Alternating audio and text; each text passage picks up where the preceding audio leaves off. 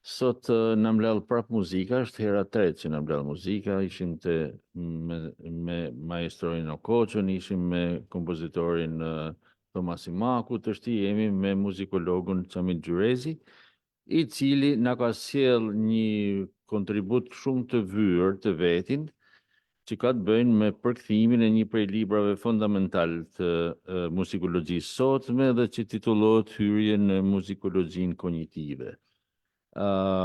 Ne jemi, si qendër, nuk jemi të interesuar vetëm për historinë e artit shqiptar, po ne nuk mund të realizojmë misionin tonë nëse nuk kemi edhe një literaturë teorike e cila e shoqëron dijen tonë dhe kërkimin që bajmë në këtë fushë. Prandaj e falenderojmë edhe një herë profesor Gjurezin, njëkohësisht në tryezë me të është bashkëpunëtori ynë i ngushtë profesor Edi Buaraja. Ju uroj të gjithëve ta shijojmë bisedën. Faleminderit. Faleminderit juve. Pra, siç e tham, jemi në takimin e tretë përsa përket domethënë pjesëmarrjes së muzikantëve dhe artistëve të artit të tingullit në veprimtaritë e Akademisë së Shkencave. Sot kemi një temë teje specifike, është që do dhe një lloj publiku, do dhe një lloj dëgjuesi të themi gati të specializuar, sepse ka të bëjë pikërisht me njërën prej tipologjive të asaj që ne quajmë psikologjia e muzikës. Fjala psikologji me fjalë është fjalë e madhe, është një shkencë që në fushat muzikore i ka gjurmët e saj, i niset e saj në mesin, më saktë në fillimet e gjysmës së dytë të shekullit 19, me figura të rëndësishme si Helmholtz, që është periudha ku po kalohet nga filozofia metafizike tek filozofia pozitiviste. Pikërisht në kuadrin e këtij pozitivizmi, arti i tillë fillon shikohet si një fenomen tashmë jo më thjesht metafizik, jo një diçka që imagjinare, por fillon të studiohet si diçka konkrete. Pra, prandaj të shikojmë për shembull këtu përdoret ajo shpreha psikologjia atomiste, pra shikon psikologjinë si diçka atomiste, sepse trajtohesh psikologjia si formë e materjes. Pastaj u kaluan disa forma të rëndësishme, siç është psikologjia gestaltit. Studiuesit e sotëm e ndajnë psikikën e njeriu në tre pjesë. Pra kemi anën kognitieve, kemi ato afektive dhe konaktive. Ky termi tretë është pak më i vështirë për të kuptuar. Pra ana kognitive çfarë është? Është aftësia njohëse që truri njerëzor na mundson të gjithëve. Ana afektive është bota shpirtërore e njeriut dhe pikërisht mbi bazën e këtyre afekteve u krijuai që quhet sot teatri muzikor. Pra opera liti pikërisht mbi bazën e teorisë afekteve. Edhe pse më pas teoria afekteve u kanalizua më shumë në muzikën instrumentale, kurse opera u ndërtua mbi bazën e retorikës muzikore, por mbi bazën e afekteve u krijua opera. Pra u krijoi një fjalor i tërë muzikor, i cili mundsoi krijimin e teatrit muzikor. Pastaj përdorim termin atë aftësia konaktive. Konaktive mund të përkthesh në shqip bashkëpjesëmarrëse. Pra është ky që më e vështirë, sepse fillimisht imagjinohesh që mund të kishte, domethënë pyetja ishte kjo: kush e bën njeriu të shkojë të marrë pjesë në një veprimtari si pasive, pra si dëgjues, për të parë një veprimtari aktive të një tjetri që prodhon muzikë. Pra kush nga ana psikologjike, kush e bën të mundur këtë gjë? Hipotizohesh që do kishte një diçka tek njeriu që i krijonte të njëjtën kënaqësi si ai që është aktiv, pra si ai që ekzekuton. Por kjo është vërtetuar shumë vonë në fundin e viteve 90, një ekip mjekësh italian duke studiuar një lloj majmuni Macao, janë ato majmunët e vegjël, bënin prova të ndryshme dhe prova ishte kjo, domethënë një majmun i cili bënte një veprim të caktuar, ta zëm hante banane, dhe majmunët e tjerë i kontrollohesh veprimtaria cerebrale. Dhe u pa çuditërisht që edhe majmuni që po hante bananet, edhe majmunët që nuk po hanin, po shikonin atë, kishin të njëjtin aktivitet cerebral. Atëherë u kuptua që paska në trurin e njeriu një zonë caktuar dhe zona lombare themi frontale, që u quajtën neuroni specchio, që do thotë neuronet pasqyrë. Domethënë në mënyrë pasive shijon të njëjtën gjë si tjetri që kanë në mënyrë aktive. Kjo në dha dhe sigurisht mekanizmin që kuptohet që psikologjia nuk është një shkencë themi teorike, por është një shkencë praktike. Për sa i përket psikologjisë muzikës, është e qartë që psikologjia e muzikës u zhvillua si një deg është një tek e pavarur, pra, mund të zhvillohet dhe jashtë muzikologjisë. Pra, kjo është ajo që quhen themin e skenës sistematike. Të gjitha skenës sistematike, pra që është psikologjia, akustika, kemi pedagogji muzikore, kemi semiotikën, semantikën, pra të gjitha ato shkencas mund të zhvillohen të pavarura. Por në kuadrin e asaj që quhet studimeve ndërdisciplinore, psikologjia e muzikës u përfshi në shkencat e mëdha të muzikës, pra që në gjermanisht Musikwissenschaft, që u mor nga Naturwissenschaft i Goethes, pra në aty quhen shkencat muzikore. Pikërisht prurja më e fundit e Kamil Gjyrezit është e lidhur me këtë sferë, që quhet psikologjia kognitive, që ose më saktë muzikologjia kognitive, që edhe pse ne i bim shkurt themi që është psikologjia e muzikës, por është vetëm një pjesë e psikologjisë muzikës. Për ta kuptuar më mirë me këtë, ja drejtojmë pyetjen Kamilit për ta shpjeguar çfarë e shtyu që të drejtohet këtij lloj botimi, pra që e shtyu të ndërmarrë të nismë botuese. Atëherë faleminderit. Mirë se keni ardhur në promovimin tonë. Unë fakt kam studiu për tromb, për instrumentin e trombës, dhe kjo them sinqerisht edhe sinqeriteti nga herë edhe në shkencë është i domosdoshëm, as nuk më shkon të mend që do të merresha ndonjëherë në jetë me këto punë. Po ja që ndodhi nga një eksperiencë në Danimark në vitin 1994, në kontaktin e parë me muzikterapi. Më thonë vërtetën, edhe në kontaktin e parë, jo vetëm termi, por nuk ishte praktikuar në Shqipëri, dhe pastaj kam fillu gradualisht, duke studiu, duke fillu me e kuptu, dhe jam thirrë në Fakultetin e Punëve Sociale dhe Psikologjisë në Shkodër, Luiz Varakuqi, për të dhënë psikologjinë e artit. Ka qenë viti 2005.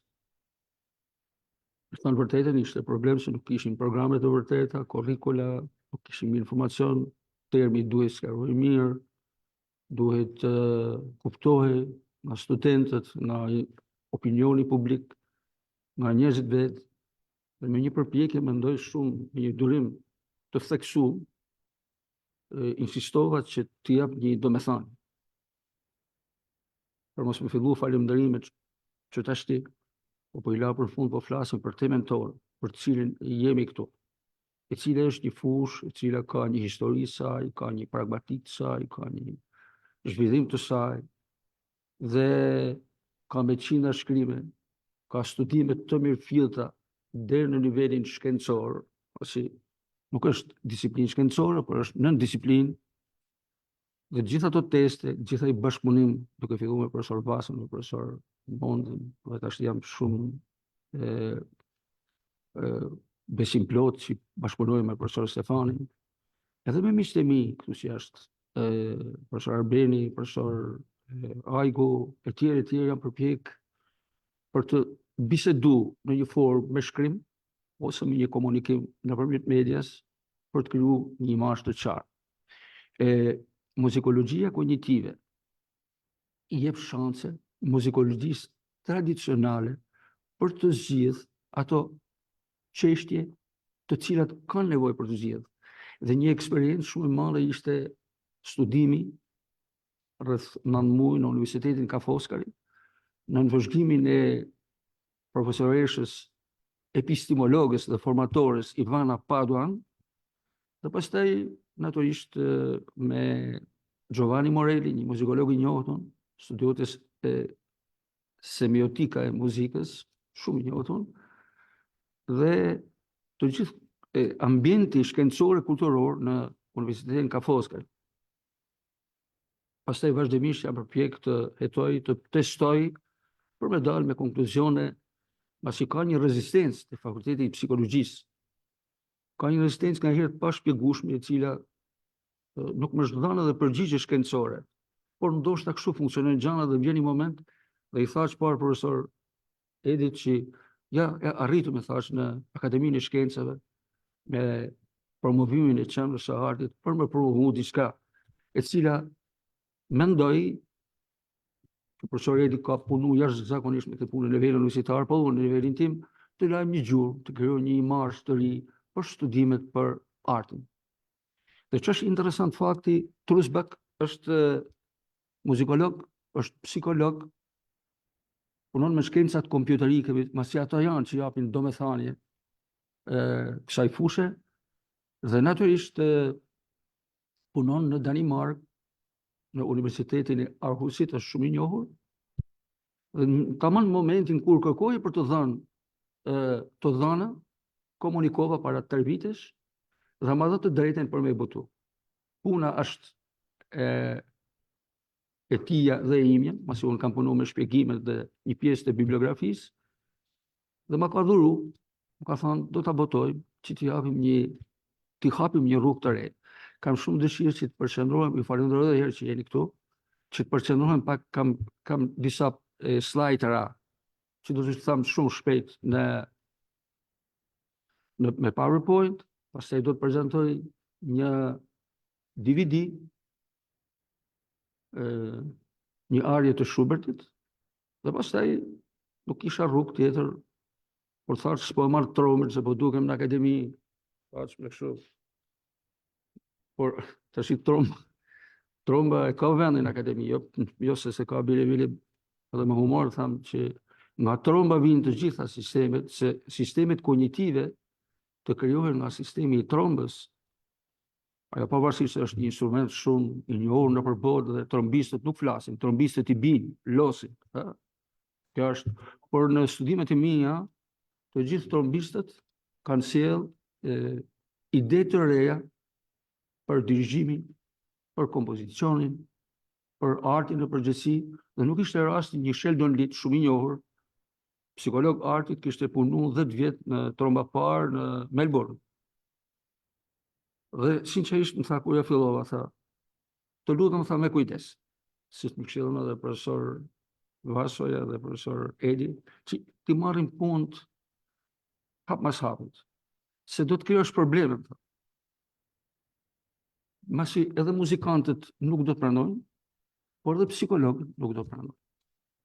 Dhe unë jam shumë i gëzuar që arritëm deri te jam i hapur për kritik, për pyetje, por më mirë do të ishte që ti thoja shpejt këto, pastaj të luaja diçka në trombë, pasi muzika është një njohuri, jemi në fushën e njohurive deklarative dhe semantike.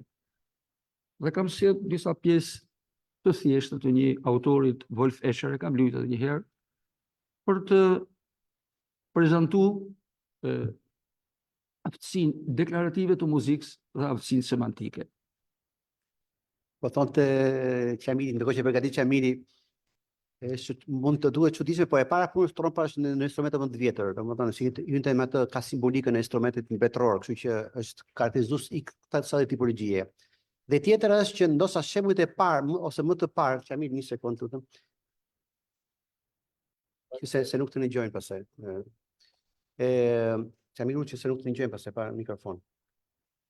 Dhe tjetër është që në vitin, mos gaboj, 1790, për herë të parë John Locke eksperimentoi pikërisht këtë lloj që po themi fizioterapinë. Pra, ishte provoi me një të verbër që nuk ishte parë kurrë në jetën e tij, që nga voglia, provoi pikërisht me instrumentin e trompës të gjetë ngjyrat. Edhe disa ajo që themi në shkenca e sinestezisë, pra ngacmime sensoriale dytësore, të cilat japin në nivel të truri, japin imazhe të ndryshme. Po Qamil.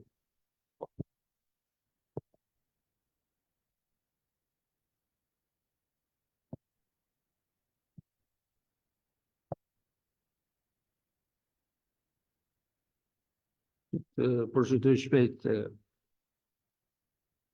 Në këtë studimin tonë kemi sjellë disa informacione për fushën.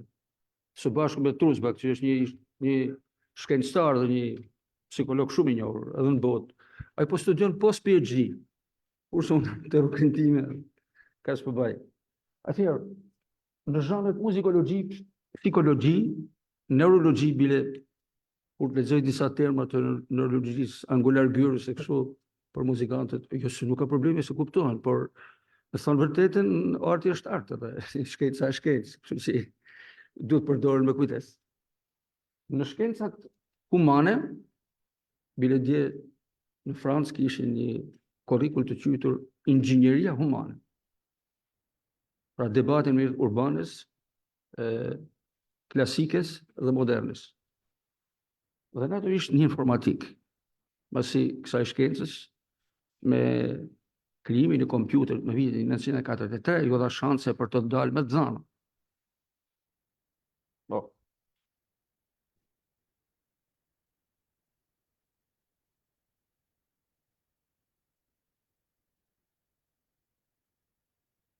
Kapto.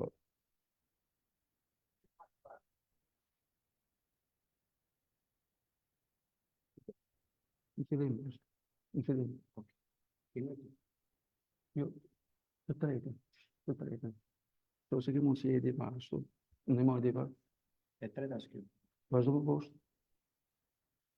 Ky është Truls Backhauman, trajtimi i metodave kërkimore shkencore ofron ndihmë për kriteret e kërkimit shkencor. Dhe ai citon: nëse një teori nuk testohet në mënyrë empirike, besueshmëria e teorisë është e pasigurt.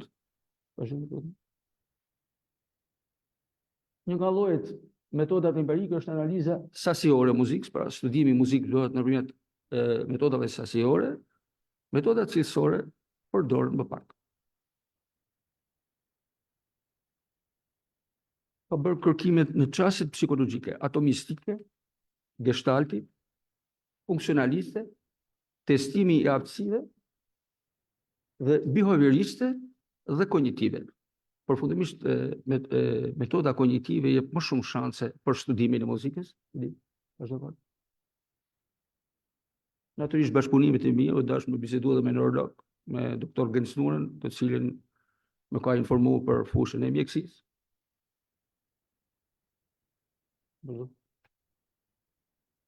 Dhe në kërkimet e mia jam drejtuar se do të drejtohesh qenieve humane për të kuptuar dhe kryesisht informacioni merret tek disfazia, pacientët kardiovaskular, Alzheimer, Parkinson, që është sëmundja e shekullit, dhe natyrisht edhe tek pandemia, u donte një studim i rrëfit me ngjarje që nuk ishte një ngjarje vetëm mjekësore, po ishte edhe njerëzore dhe kulturore, etj.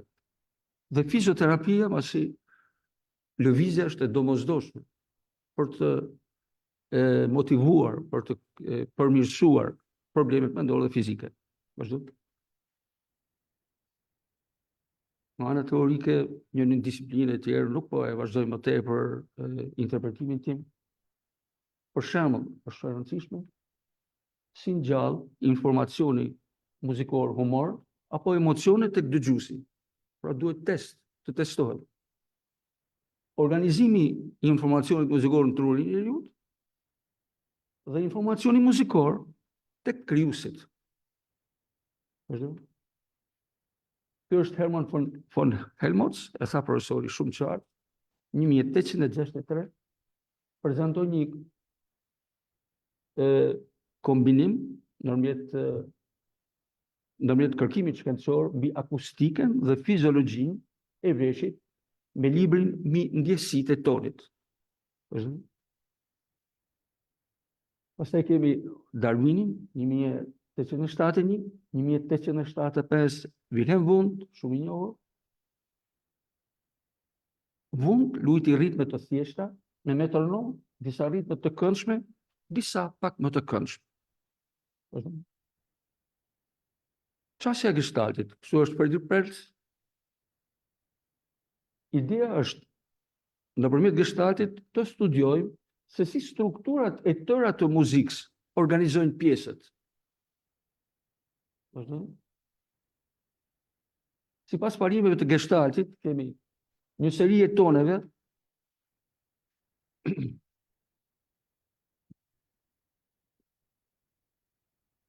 perceptohet si një melodi koherente kur ato ndjekin njëra tjetrën, ose janë në afërsi të kohës së fillimit, lartësisë tonit dhe zhurmës, kur ka vazhdimsi në ndryshimin e lartësisë stimullit dhe vellimit në sekuencën e tonëve, dhe kur ato kanë cilësi të ngjashme të tingullit që prodhohen nga instrumentet muzikore.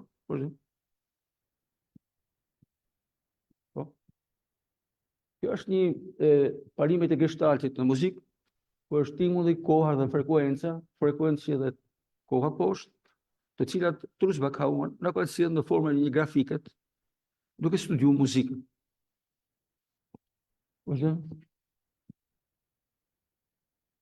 Në psikologjinë funksionale, e tha profesor Edi, metoda specifike testimi i aftësive muzikore, të cilët treguan në psikologjinë e muzikës. Pastaj kemi 844 Galton, themeloi një laborator për kryen e testeve mendore, Edmund Gurney, pastaj kemi Carl Stumpf, shumë i rëndësishëm, psikologjia e muzikës, psikologjia e tonit, përcjellimi shkencor në aspekt fizike të muzikës, pra ana fizike e muzikës, vazhdoj. Pastaj kemi nëse qasja behavioriste e konsideronte mendjen e njeriut si një lëndë të papërshtatshme dhe e pamundur për studim, fokusi kryesor i qasjes kognitiviste ndaj psikologjisë ishte të zhvillonte një psikologji të re të mendjes njerëzore, e cila ishte më saktë se qasjet atomistike, gestalti dhe funksionaliste. Shpikja kompjuterit bëri na jep mundësitë për të dalë me të dhënana në vitin 1943, po? Vazhdo. Po ecim më të herë. Këto janë disa ilustrime të muzikës si formacioni në mendje dhe në tru, nuk janë kretë të sakta, por sa...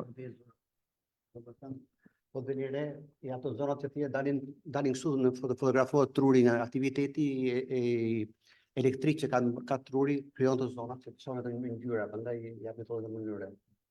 Po? Po? Atëre kemi edhe prezantime shkencore të muzikologjisë kognitive, ku është 1981, kemi revistën kushtuar kognicionit të muzikës, muzikologjia, muzika, mendja dhe truri, kemi edhe shoqata për perceptimin dhe njohjen e muzikës dhe shoqata evropiane për shkencat kognitive të muzikës.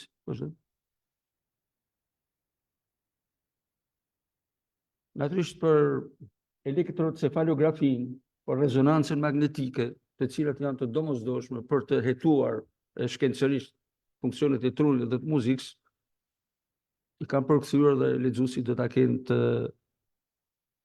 qartë, mendoj, për ta lexuar. Vazhdo.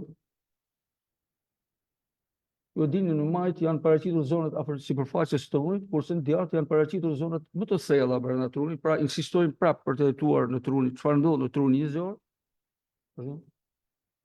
Dhe kjo është një që ku kemi thalamusin, këtu kemi korteksin motor, promotor cortex, amygdala, pastaj inferior frontal gyrus. Në të gjitha ato pjesë të trunit kemi ku krijohet ritmi, ku krijohet harmonia, ku krijohet melodia, ku krijohet perceptimi për timullin. Teoria e tonalitetit perëndimor, mekanizmat themelor për zbatimin e informacion biomuzika, dalim, është një formë e muzikës eksperimentale e cila merret me timuj të krijuar ose interpretuar nga jo humanët.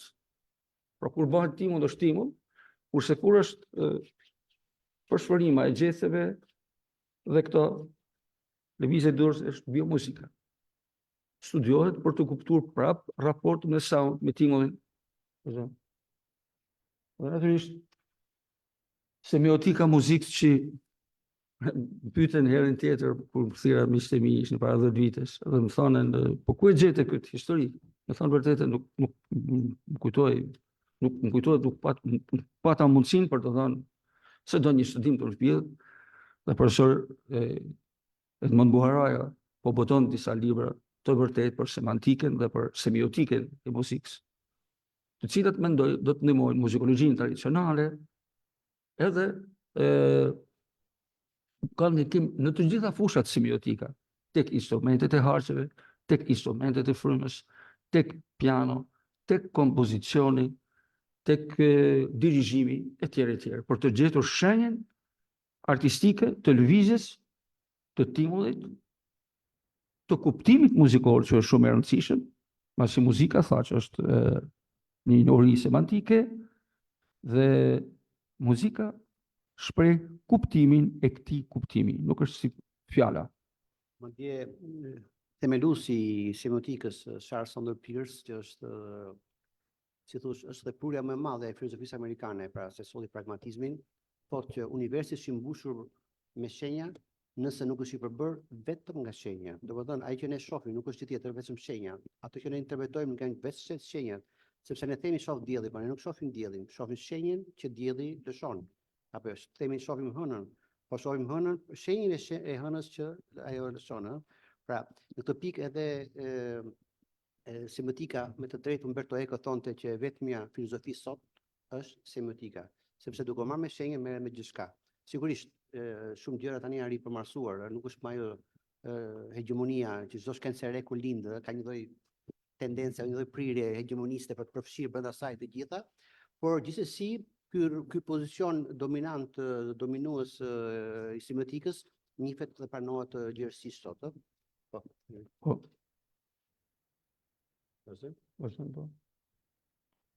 Është përfaqësuesi i behaviorizmit, Skinner, vazhdojmë. Tu testin e ka bërë Trusbach, Hauman, ka marrë nëpërmjet rrjetit të integrimit konceptual, Pakunier e Turner, janë dy studiuesa kognitivistë të famshëm, e cila është përdorur për të analizuar se si strukturat tonale dhe ritmike në muzikën e Schubertit për këngën Trocken e Blumen, Lulet e Thara, ndikojnë në shtimin e ndryshimeve në vargje, si ndikon tek vargu, për sa u përket luleve që thahen, kundrejt luleve që lulëzojnë. Pra e përshkruan muzikën. Ashtu si e përshkruan fjalë, e përshkruan muzika, do ta dëgjojmë tashti. Si dhe ndryshimin e gjendjes emocionale të personazhit kryesor. Tashti, a ka mundësi pak DVD-n e Trocken e Blumen, lutem?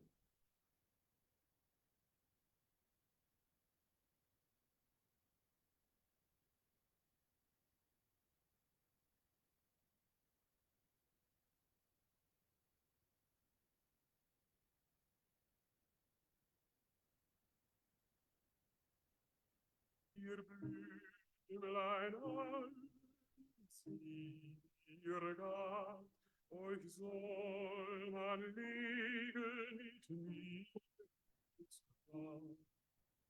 Ihr habt so viel, als ob ihr wüsstet, wie mir geschieht. Ihr Blümlein alles, die Welt wie blass. Ihr Blümlein alles, wovon so nah.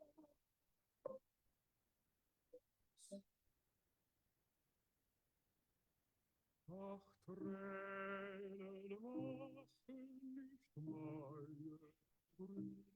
Wachen tote Lieben dich wieder. Und längst wird kommen, Winter wird gehen, und Blümlein werden im Grase stehen, und Blümlein liegen in meinem Grab. Die Blümlein alle, die sie mir gab.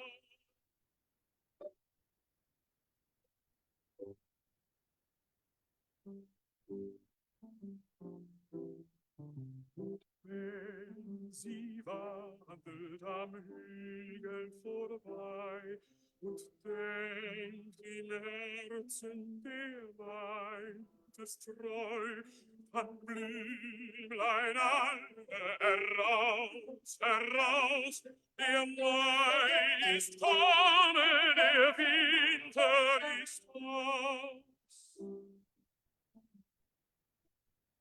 Und wenn sie wandelt am Hügel vorbei und denkt im Herzen, der meint es treu, dann Blümlein alle heraus, heraus, der Mai ist kommen, der Winter ist aus.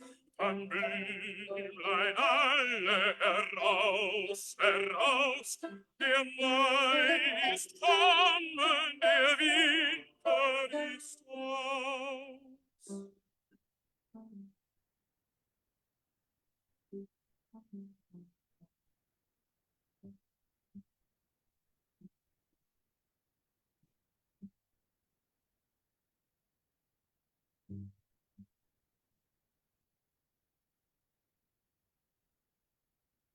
Dëgjojnë gjitha minor, major, del diminuita, fillon Schuberti me kam dëshirë për me pa shkurt fjalët e këngës. A ke mundësi të të PowerPoint-i? Po? A ke mundësi e ecni pak? Kjo është një, du t'jem korrekt, është një tentativë për ta studiu. Generic space, me thonë vërtetën, duhen edhe jemi një ambient shkencor, duhen test të vërteta, këto janë konkluzionet e studiusit, por për t'i vërtetu, duhet t'i provoj se si bëhet rritja emocionale e fjalëve dhe se si kompozitori rrit gjendjen emocionale nëpërmjet gjuhës jo verbale dhe tekstit. Masi kemi dy tekste, kemi tekstin muzikor dhe tekstin e fjalëve. Tjetër, ky është një studim tjetër i Marshall & Cohen, studiojnë filmin, është hetuar rushmëria e emocioneve vizuale. Studimi i filmit, semiotika filmit.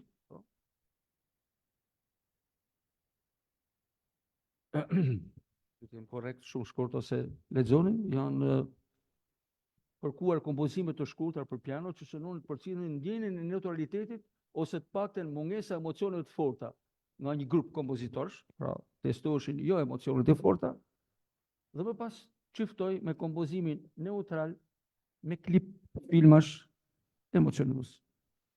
Vazhdo. Kjo është një skemë tjetër, e kam marrë nga libri që prezantoj këtu. Është modeli kongruencës asociacioniste Marshall & Cohen, është bërë në vitin 1988, po? Se si funksionon filmi dhe muzika. Po? Dhe këtu jam, kjo është ihr Blümlein alle die sie mir gab, oj soll man mit mir ins Grab. Të gjithë ju lule, të vogla, që ajo më dha, ja ka thënë dikush. Duhet të vendosen me mua në varr. Vazhdo. Ecim. Kam edhe diçka më poshtë. Po, po. Nuk po, nisi se më tepër. Me thënë vërtetën, kjo është edhe slide-i i fundit që do të prezantoj.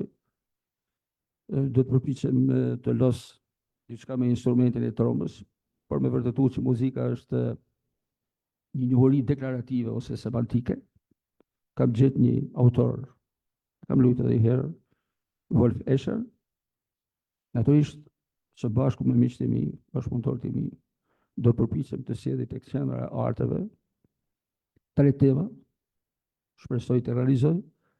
E para është standardi i muzikës shqiptare. Isopolifonia toske, ku verove verin o në Gramsh, dhe kënga pranë vera filloi me ardh. E njëjtë, një gjuhë. E njëjtë, asnjë ndryshim. Ka bë përmërtare e qarë me bote me Jaren e Shkodrës. E njëjta. Edhe ajo është e qarbe bote. Masi kemi telin e dytë të qiftelisë, osinaton, dhe këngën ma e kraut, ison. Aty është. Vazhdojmë. E dyta është, a mundet psikoanaliza e muzikës të zëvendësojnë psikoterapi, me dalë me konkluzione shkencore e tjerë, kanë fillu punën, dhe ky tema tjerë lidhur me muzikën kognitive, kognitiviteti i muzikës shqiptare. Kam dëshirë thaç edhe një slajder tjetër, të lutem. Një slajder e kam. Në fund këngëtari, ose Schuberti, ose ka gjetur tekstin, Dan Blümlein ale, heraus, i është dëgjuta dhe rritjen emocionale, dhe ndryshimin e tonaliteteve, Der Mai ist kommen, der Winter ist aus. Është një gjendje emocionale që muzika dhe fjalët e interpretojnë shkëlqyshëm. Që do të thotë, pastaj të gjitha lulet, shpresoj të kemi përkthy Deutsch mirë. Jashtë, ka ardhur maji dhe dimri ka mbaruar. Një prej punëve në këtë punë ku kam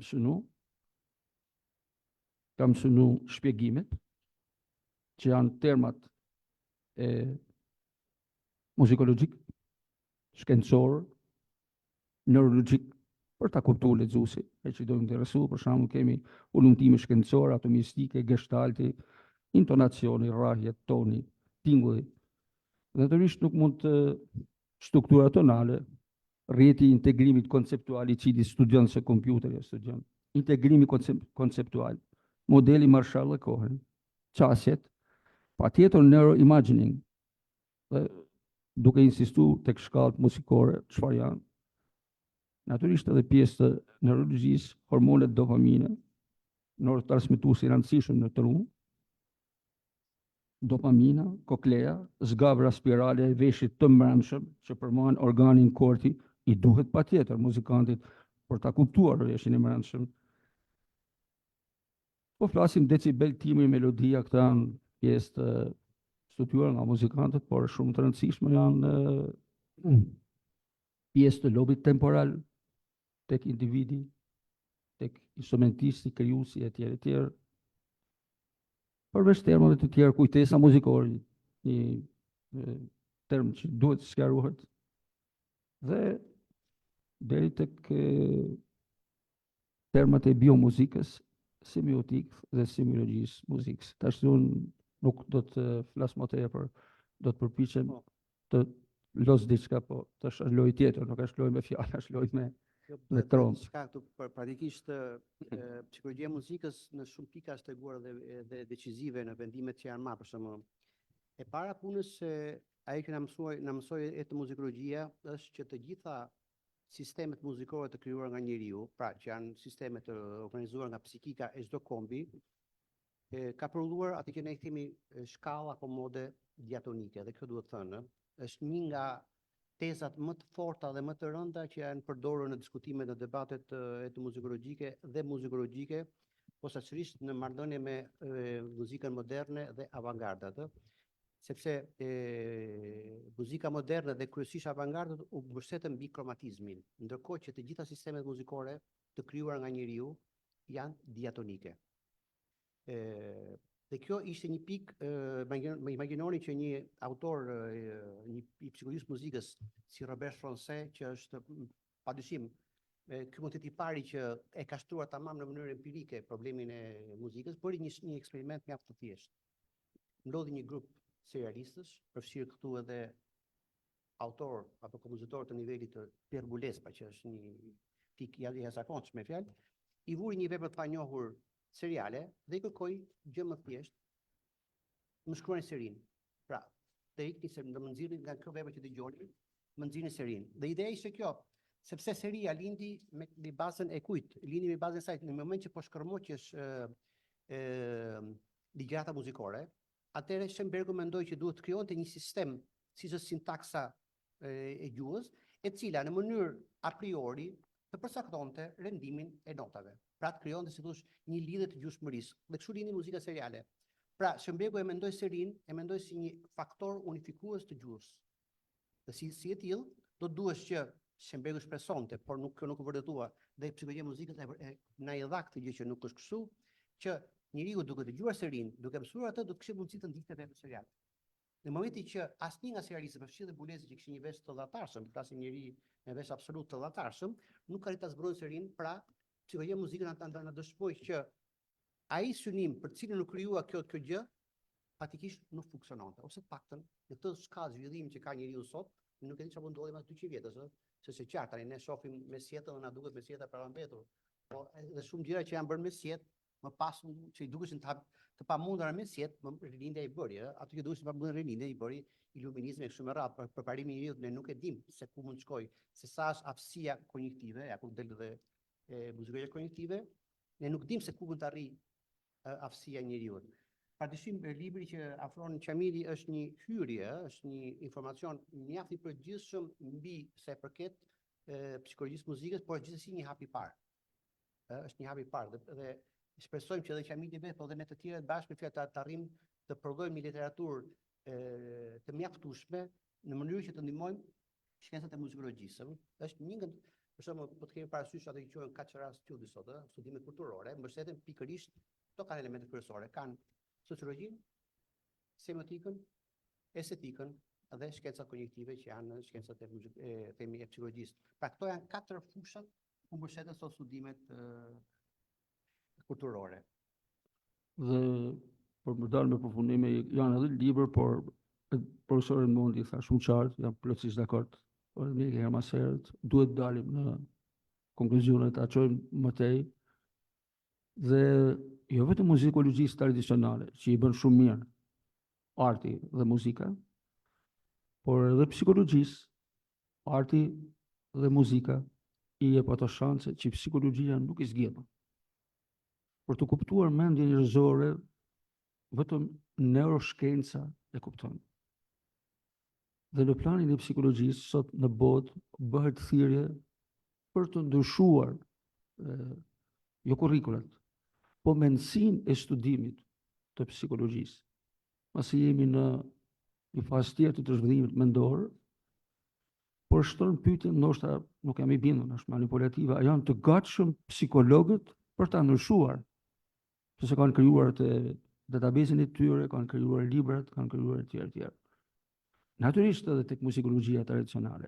Kjo rrugë vetëm krijon kuptime jo vetëm muzikologjisë tradicionale, edhe në instrumentalistik, tek piano, tek harçet, tek instrumentat e frymës, shenjat në trom kanë zgjidhur disa probleme që neve akoma i kemi. Përveç notave që janë simbole, disa instrumentistë të shkëlqyer losin nëpërmjet disa shenjave. Kjo në gjetë edhe për instrumentet e tjera. Dhe natyrisht është obligim personal, masi kemi nisur këtë bashkëpunim, që ta çojmë përpara, duke kërkuar natyrisht do në mbështetje, do në bashkëpunim, natyrisht do në asistencë të huaj, masi janë më të zhvilluar se neve në këtë fushë, por masi e konsiderojmë si hap i parë, kam besim që do të bëjmë dhe do të vazhdojmë më tej këtë rrugë që kemi nisë me profesor Edmondin, me profesor Vason, me profesor Stefanin, e me gjithë muzikantët e mi që janë këtu, e me ato që bisedoj për ditë, e me psikologjinë, që falenderoj që na ka bën një emision në televizion, gazetarja e njohur Edlira Birko, masi më thonë vërtetën, media ka një lloj një rëndësi të veçantë, por duhet gradualisht në nivelin akademik, në nivelin universitar, në studimet të mirëfillta. Nuk di që më thonë ma se kjo se jam i përgatitur, por të romben se këtu, si thonë, jemi në postmoderne, tha Bob Dylan, tha, mu tham keni thirr kot, tha, keni thirr për shkrimtar, se unë nuk jam shkrimtar, unë jam këngëtar. Po duke kuptuar ata që profesor Edmondi ka sqaruar mirë hierarkitë, që ka studiu postmodern, ekziston postmodernia, me të vërtetë fushat. Muzika është bërë për të luajtur, dëgjuar, dhe studiuar, piktura për të shikuar, për të interpretuar, dhe letërsia është për të lexuar. Nëse lexohet, ç'është letërsia, nuk funksionon. Dhe mbi gjitha këto fusha i japin një dimension edhe estetikës, edhe kuptimit, nuk i bajnë fare keq. Por arti është art. O e ban, ose ban. Dhe në këtë rrugë ka kategori të caktuara, nivele të caktuara, të cilat përmirësohen për ditë, duke bën atë e shoh një term ku muzikantët bajnë rehearsal, si quhet kërkim, që nuk është kërkim shkencor, por kërkim në fushën e artit, kërkim në fushën e krijimit, kërkim në fushën e interpretimit, etj, etj. Nëse ka dikush një pyetje, mund të flasë. Dohet të thoya diçka do më para se ta kalojmë në këtë gjë. Domethënë në gjysmën e dytë të shekullit 19 pati një përplasje të madhe midis dy bllokeve. Nga një anë ishte Darwini, i cili shikonte fenomenin nga pikpamja eksperimentale, empirike, që ngrohet sa të dhëna. Dhe për të muzika çfarë ishte? Domethënë, ose sa arti tim, çfarë ishte? Ishte thonë, është një ndër strategjitë e maskullit për të joshur femrën. Pra, Darwini e nisës nga elementet biologjik në fill, apo jo? Pse? Sepse në botën kafshërore ndodhi një fenomen që këndojnë gjithë meshkujt, por nuk këndojnë femrat. Pra, ka një lloj kus vetëm në botën njerëzore ndodh që këndon dhe femra, por në botën kafshërore nuk kemi tilla gjëra, këndon bibili, po e bibilesha. Dhe këtë pikë Darwini e shikonte si shikonte tingulli, pra si elementi thelbësor në strategjinë e maskullit për të mikruar femrën. Në kohë përgjigjes Spenceri, që shikonte muzikën nga pikpamja e biologjisë së qartë, që ne nuk shpjegojmë simfoninë 9 Beethovenit me mikrimin e femrës, apo jo. Por si pikërisje ishte kjo, arti i tingullit i vënë në shërbim të një gjëje jetike, të ritmeve biologjike të fundit. Pastaj ndërhyn kultura që te kalon natyrën dhe këtë pikë kjo kthehet në një formë shprehje e cila gjithsesi ka në kujtesën e saj dhe tu është pastaj që ato ngulmime që bëjmë neve në fushën semantike për të parë një tingull në vetvete prodhon diçka. Pra, një tingull në vetvete a është i aftë të shprehë diçka? Është i qartë që ne kemi parë se në botën kafshërore kemi që kafshët i përdorin tingujt, kryesisht zanore, për çfarë? Për të komunikuar elementet të situatat kryesore, për të bërë ballë situatave kryesore. Te njeriu ka kaluar si formë shprehje dhe si formë sot kemi si formë kënaqësie. Dhe këtu pikërisht psikologjia e muzikës, shkencat kognitive ndërhyn për të kuptuar se sa është hapësira që kjo lloj forme e shprehje të kalojë edhe butësitë e njeriu. Mos harrojmë një gjë, që ne kemi kafsh që nuk kanë sy, mos kemi asnjë kafsh që nuk ka veshë. Pra natyra tregon që veshi është organi më kryesor i njeriu, pavarësisht se në jetën e përditshme kemi syrin, na duket, po nga pikpamja e frekuencave, syri shef atë që ne themi një oktavë, ndërkohë që me vesh sot pianoforte kemi 8, po veshi njeriu dhe dim që shkon dhe shumë më tepër se kaq. Pra organi më fuqishëm për cilin na ka pajisur natyra është veshi. Dhe prandaj në këtë pikë me të drejtë thot Levi Strauss, antropologu më i rëndësishëm që kemi, thotë muzika thotë është e vetmja kemi shprehje njerëzore që kuptohet, po s'mund të përkthehet në një gjuhë tjetër. Dhe është ajo thotë ku njerëzit ngecin, sepse thotë mban çështjen e zhvillimit të tyre. Pa të kuptosh se si ka përparuar, se si është zhvilluar tingulli, do thotë kuptosh historinë njerëzore. Prandaj unë ka përmendur edhe të tjera që për problemi muzikor nuk është thjesht një gjuhë, është thjesht një mënyrë shprehje, po është problem kulturor dhe është pika e cila po ta vëmë re, për shembull, ne mund të dëgjojmë liturgjinë kristiane apo jo. Ajo ortodoksja nga katolikja dhe nga protestantja nuk ndryshojnë në Bibël apo jo. Në tekst, ndryshojnë në liturgji, ndryshojnë në shprehje muzikore, po. Ku është thelbi? Neve jemi në gjendje sot që dëgjojmë polifoninë e Jogut, e dallojmë nga na vjen kënga, pse? Sepse edhe në të njëjtin sistem që përdorin atë sistemin e famshëm anhemitonik, edhe aty ka dallime të tilla që japin ngjyrimet psikologjike që çdo krahin apo çdo fshat ka krijuar apo jo. Kjo është mrekullia dhe pikërisht prandaj shkencat muzikologjike dhe kjo muzikologji konjektive është mjaft e domosdoshme. Pa do të kërkoja nga salla nëse do kishim ndonjë pyetje, në sqarim apo ndonjë ndërhyrje si bisedojmë. Po, jepni çik mikrofonin. Po. Jo.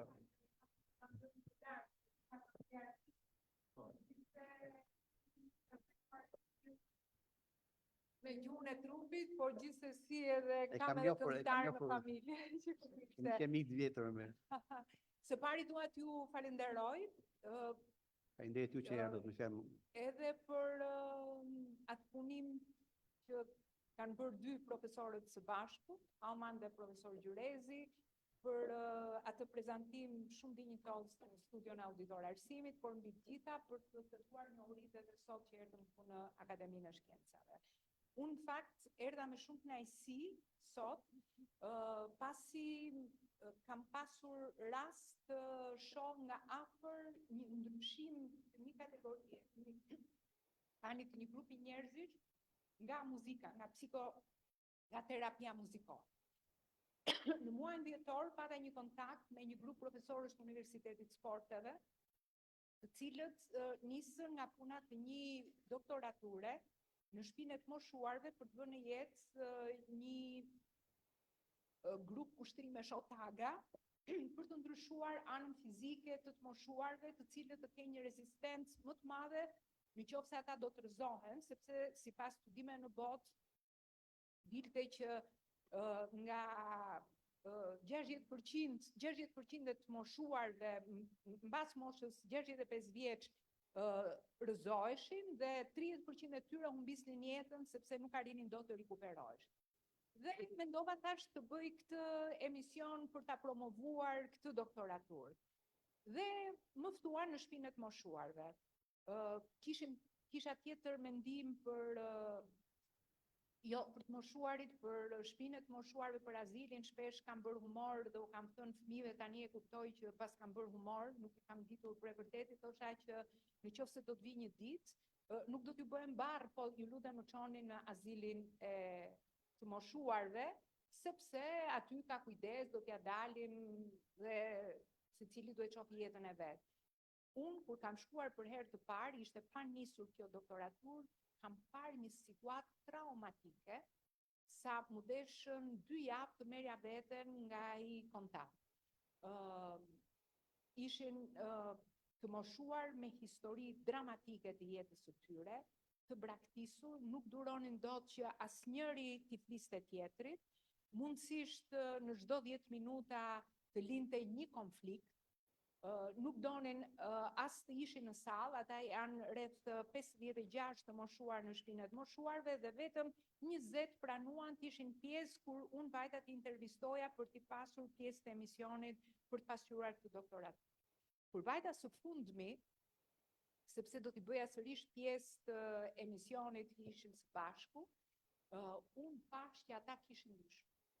Sepse profesorët e Universitetit të Sporteve kishin bërë një grafik, jo vetëm me ushtrime gjatë javës për t'i nxjerrë nga liçeni, për të bërë ushtrime brenda në ambientet e shtëpisë moshuarve, po pothuajse çdo darkë 1 orë për të dëgjuar muzikë.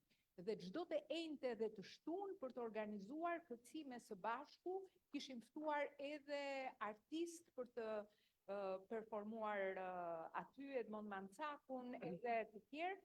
Dhe kur kam vajtur herën e fundit, unë ata e kam parë të ndryshuar. Së pari kishte një numër më të madh të tyre që ishin të pranishëm dhe po na prisnin, kishin ndryshuar portretin e tyre, kishin një entuziazëm shumë më të madh dhe kishin filluar të pranonin njëri tjetrin. Ta dëgjonin njëri tjetrin, ta pranonin njëri tjetrin, kishin më të dashur, pra kur i pyeta, më thanë vërtet ushtrimet fizike, por mbi të gjitha ishte muzika. Në dhomë na vinin muzikë klasike, ndërsa kur mblidheshim të enjtë dhe të shtunë, kërcenin muzikë popullore. Dhe së fundmi, kam vetëm disa orë që jam kthyer nga Gjermani. Kam qenë në Jena dhe ajo që më bëri përshtypje ishte se kur duhet të shkoja të takoja një prej mjekëve në Jena, nuk e dije që rruga do të më binte nga një shtëpi të moshuarish. Dhe ajo që më të roqi ishte se në sfond kishin bërë muzikën e Schubertit. Dhe më të roqi dhe thash, wow, sa bukur, çfarë është kjo? Edhe ata që më shoqëronin më thanë që kjo është një qendër lidhet moshuarit dhe her pas here u avë muzikën e Schubertit. por më thanë, thash si u krijua qendra këtu, ka ekzistuar pas luftës së dytë botërore. Kjo qendër kishte qenë një qendër për të strehuar fëmijë të cilët ishin traumatizuar nga lufta. Ata ishin kaq të trembur fëmijët sa nuk pranonin as të flinin natën, vetëm qanin, prindërit u kishin vdekur gjatë bombardimeve që ishte bërë Gjermanisë Lindore dhe si arritën ti rikuperonin. Çdo natë u vinim një kore buk në dorë dhe u vinim muzikën e Schubertit. Dhe vetëm kështu mundëm ta t'i kuronin nga trauma e madhe e luftës. Prandaj ne në atë qendër ku kuruam fëmijët nga traumat e luftës, kemi bërë këtë qendër për të moshuarit dhe prandaj her pas here vendosim muzikën e Schubertit. Dhe prandaj e solla këtë shembull duke u ndjekur me interes edhe gjatë. Pas kjo dyshimi që është kështu. Po dhe fjala konservator që kemi neve sot, ne përdojmë termin konservator na duhet. Falenderoj. Se konservatori është muzike, faktikisht nuk ka lindur kështu konservatorët, konservatorët ka lindur në Napoli dhe ishin, meqense Napoli ishte, si thosh, kryeqyteti i dy Sicilive, asaj mbretërisë Napolit, edhe ishte qartë që kishte një numër të madh jetimësh që ishin nëpër rrugët e Napolit. Atëherë shteti ndërhyn, që një klasim 600, ndërhyri që këtyre jetimëve të jepte një perspektivë në jetë. Kush ishin? U krijuan ato konservatorë, dhe ishin 4 aso kohë, ku mësonin zanatët. Zdrukthari, marangozi, këpucari, kopshtari etj dhe midis tyre dhe muzika. Po ai që shkëlqeu që e bëri Napoli sot, të njëjtës si Napoli, si kryeqendra e shkollës së themin në italiane, por është napolitane, janë pikërisht konservatorët. Lindën gjithta emrat e mëdhej, Trito, Penaroli, që ne pak i njohim pak, Paisiello e tjerë. Paisiello për shembull njohim më tepër, sepse pastaj Niccolò Piccini, që u bë drejtori i operës Parisit, po nga këtu pastaj u shtri muzika nga ky Napoli, nga ato konservatore që ishin thjesht për t'i dhënë një perspektivë këtyre jetimëve, morën të përhapje dhe sot u kryu dhe shkolla vieneze, sepse fundit Haydn ka studiuar me Porpor, është pikërisht një ndër pedagogët e këtyre konservatorëve që ishin në shkollat e përgjithshme. Kemi ndonjë pyetje tjetër kështu? Stefan, kemi ndonjë gjë? Unë jepi zotë. Domthonë se kjo puna muzikës nuk ka justifikim, gati që është justifikuar. Është një pjesë e kam tentuar gjithmonë lidhur në planin kognitiv për me deklaru ose me kriju një kuptim. Një pjesë ka e thjesht, Wolf Escher është një kompozitor gjerman që i futet në këto studime interesant, fillon në sol bemol major e mbaron në re bemol major. Quhet pak kuptimin do ta krijojmë vetë, quhet macet siameze, siamkets. E dyta është Bonwich, udhtim të marr, e përshkruan shumë interesante udhtimin. Fillon mi bemol major dhe përfundon në si bemol major.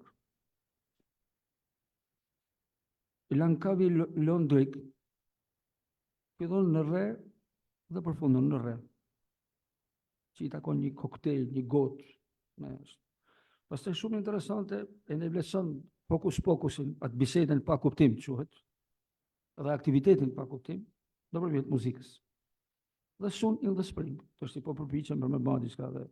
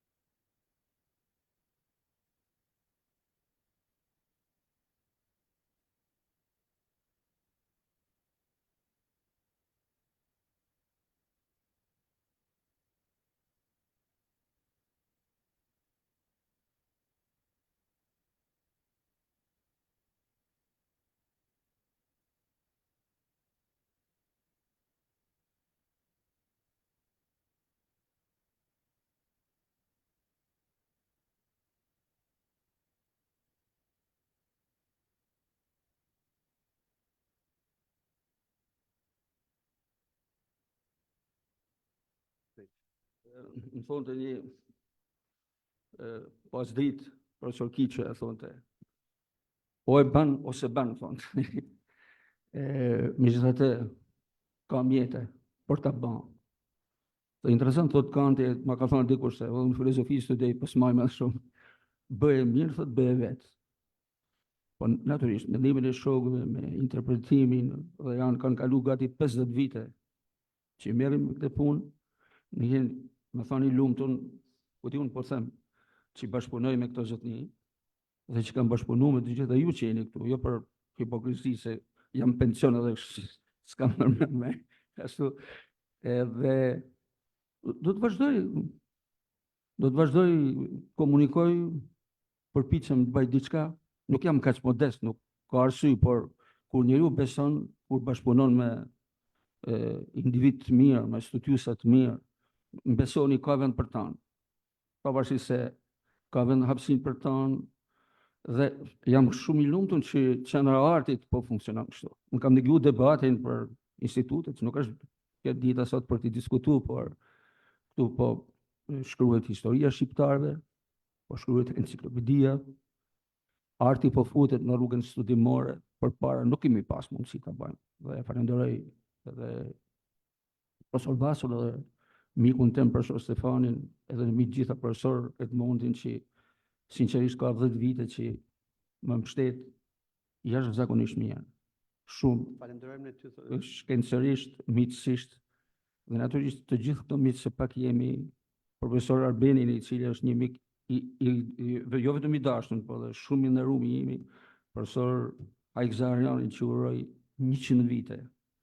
Pse ju uroj 100 vite? Sa e ndjekim me vëmendje heshtjen e tij, krijimtarinë e tij, e studioj me vëmendje, shoh anë pozitive të krijimtarisë, evolucionin kulturor, Agron Mesin, një mik që është një artist shumë i nderuar, edhe Edlirën që iku dhe shohin që ka ardhur, edhe Elin që është një bashkëpunëtore, një mike, një dashamirëse e artit, e kulturës, dhe kur përdoret dashamirësia ka nevojë dhe shkenca dhe arti, të gjitha fushat e jetës shqiptare për dashamirësi dhe hapësirë dhe studime, por dhe mbështetje. Edhe zotnin që është pjesëmarrës atje që ju falenderoj shumë. Falenderojmë në ty. Kamile, shpresojmë që të tilla aktivitetet të shërbejnë edhe për të nxitur qoftë diskutimin, pra edhe njohjen të këtyre fushave, qoftë që edhe Qamili vetë të shkojë të na sjellë në provë tjetër, presim mezi e presim. E kalojmë fjalën tani drejtuesit të qendrës të studimeve. Edhe një herë, pra ju falenderoj për bisedën shumë interesante. Profesor Gjurezi, je mirë pritun në mjediset e Akademisë së Shkencave, sa herë që do keni diçka të re për të sjellë, për të kumtuar. Ne jemi krejtësisht hapur edhe për debate, jo vetëm për në aspektin social të mirësjelljes, po edhe të shkencor. Bashkëpunëtori unë i ngushtë, profesor Buaraja, gjithashtu është personi qelës tashmë për takimet të tilla të karakterit që kanë lidhje me muzikologjinë. Ju falenderoj gjithë ju emër për emër, mirupafshim takimet. Faleminderit.